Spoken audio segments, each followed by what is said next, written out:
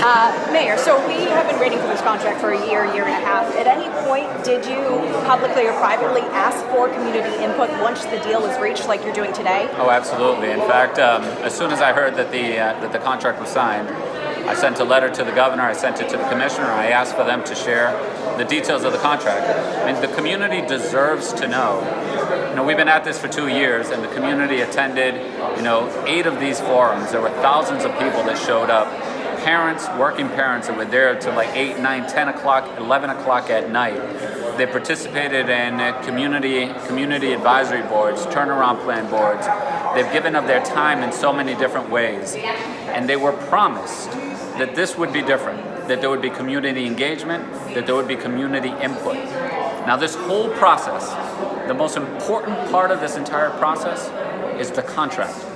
That's why we brought the state. Otherwise, we could do everything that the state is doing, but the one thing that the state has, they have the power to rewrite the contract. This is the most important part of the whole process, and the community and parents are being completely left out of it. So again, we reiterate, let us see the details before you sign the dotted line and commit the city and commit our kids to 30, 40, 50 years of education under this contract. Let us see it first and provide some input and comments. Why specifically is this the most important part of the contract? Well, this is the linchpin. So in the Johns Hopkins report, it talks about how this is what stands in the way of progress. This is what stands in the way of principals being able to run their schools. It's what stands in the way of the superintendents being able to run the district. Make no mistake about it. The most powerful force in education over the past 40 years in Providence has not been mayors, school boards, city councils, commissioners of education. The most powerful force have been the Providence Teachers Union because they're backed by the contract. The contract is the epitome of structural racism. It is the epitome of barriers that stand in the way to progress.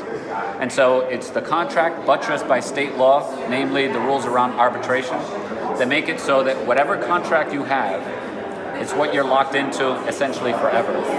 So when we brought the state in under the Crawley Act, this is the one opportunity to wipe the slate clean and start anew.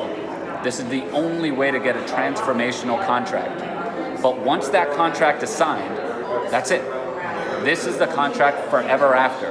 And that's why it's going to affect our kids' kids, our kids' grandkids. So there is not a weightier, more important decision happening in the entire state than this right here. And this important of a decision cannot be made in total secrecy without engaging the community and asking for their input. And Teachers Union President Mary Beth Calabro said that you were largely absent from the last teachers' negotiations. What accountability do you have to that last contract that you're criticizing? So my team represented me at every single one of those, and I gave guidance to my team on how I wanted those negotiations to go. The challenge that I ran into is that under state law, you can't move anything more than at the margins with the new contract. And so upon realizing that, that's when we brought the state in. The only way to break free and start anew is under the Crawley Act. That's the whole idea of bringing the state in. So that was the measure that we took. That was the step that we took in order to radically transform the teacher's contract so that we can actually get to a contract that is there to protect kids and not there to protect the adults. We gave up the opportunity to have a say in this when we gave the contract power to the state, right? I mean, when the state takeover took power away from the city. So why should the city expect now to have a say in this? So remember, there are two options.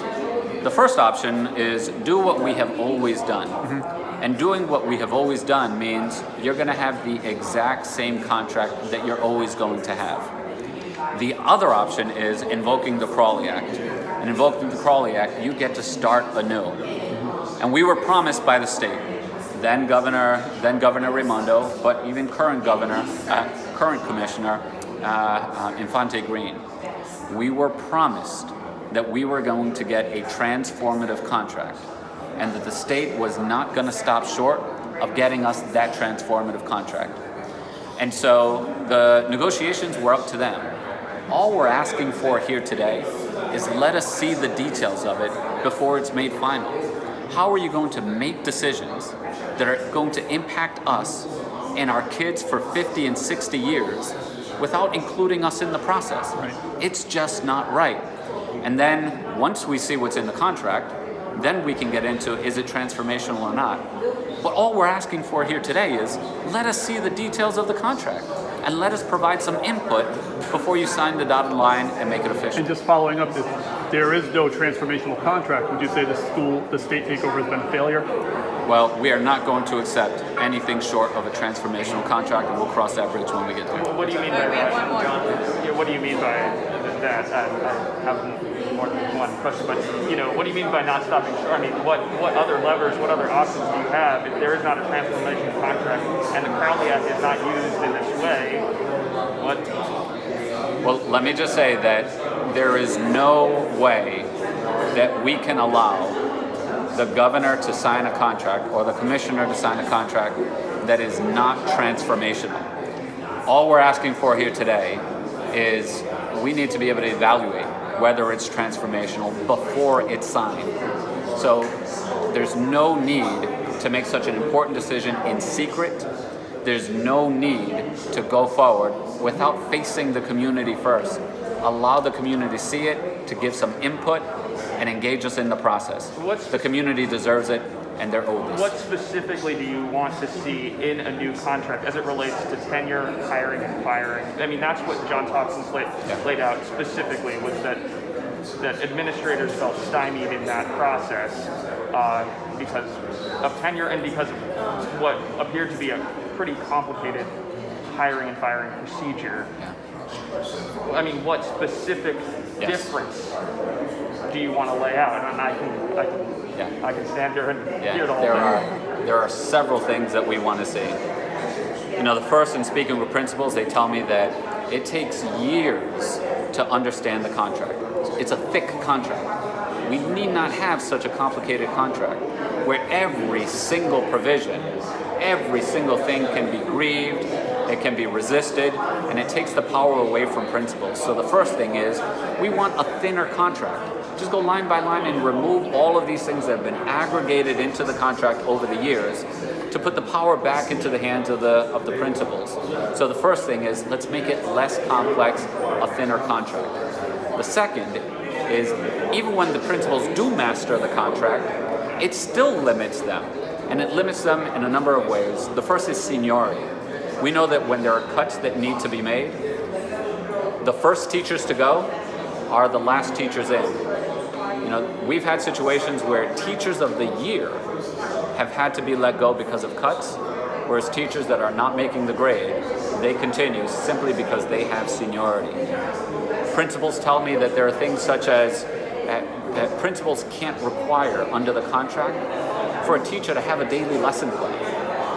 I mean, this is insane. So would you do away with seniority, do away with tenure? They both, seniority is part of the contract. Yep. That needs to be on the table. It needs to be reformed. And look, I'm open to some universe where seniority is part of the calculation. But right now, seniority is the entire calculation. And that's just wrong. It's not serving our kids. It's a prime example of the contract serving adults, not serving kids. Teachers tell me, principals tell me that they can't ask a teacher to show them their daily lesson plan. A teacher can say no, and there's nothing that a principal can do. So what we want to see in the contract are provisions that put the power back into the hands of principals so they can actually run their schools. And there are a number of things that I've gone over that we want to continue. Sorry, guys. Thank you guys so much. All right, thank you, everyone.